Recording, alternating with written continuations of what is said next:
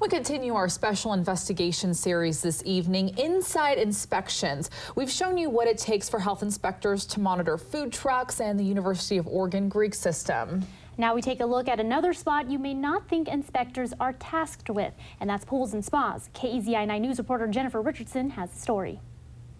There are more than 24 pools and spas on the inspection list in Lane County. For hotels offering the amenity, water recreation comes with a costly and complicated upkeep.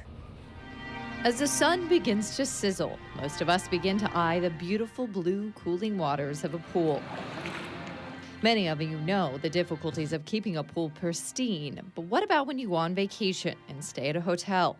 How do you know this water isn't filled with germs and disease? The worst pool and spa we've seen are probably the ones that don't get cleaned, don't get monitored regularly. People think they can turn on a pump and leave it and do no maintenance. That's where Zach Manning with the Lane County Department of Environmental Health wades in. State code requires a biannual inspection of hotels. A pool and spa is checked every 6 months. Manning is tasked with a percentage of the dozens of pools and spas around Lane County.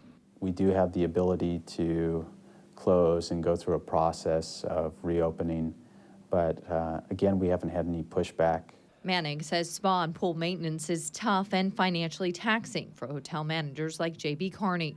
Carney manages the Eugene Springfield Holiday Inn. It's a constant battle. I mean, these guys are in here multiple times a day, really checking the equipment, checking the chemical levels in the pool.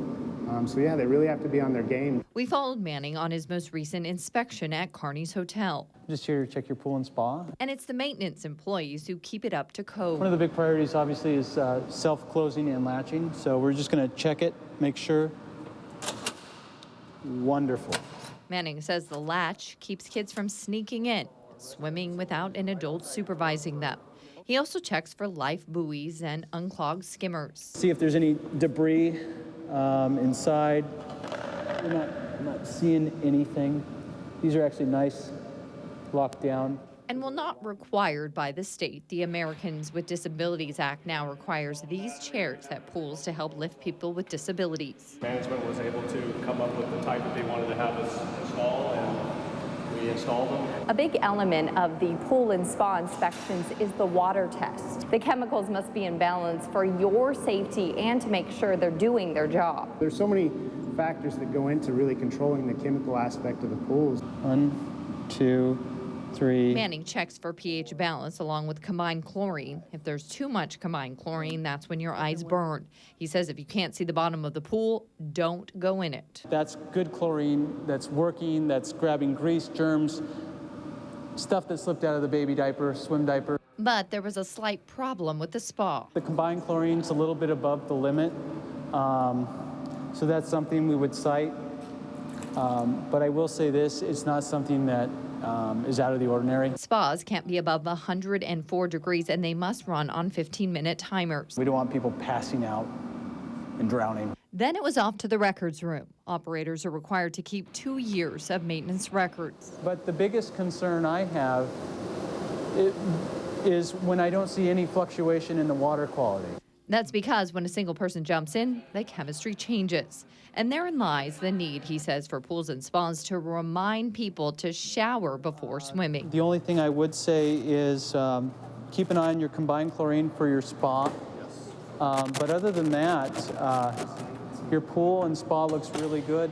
A clear report and likely a refreshing look at what it takes to make sure your next dip at area hotels isn't a dirty one. Thankfully, Manning says so far Lane County hasn't had to deal with any disease or outbreak stemming from the pools and spas, but he says there are cases where maintenance employees at hotels have too much on their plates and can find it difficult to keep up with what you saw is required. In those instances, he will work with the manager and discuss options of giving their staff more time or maybe look at discontinuing operation at the pool. In the end, these problems need to be fixed.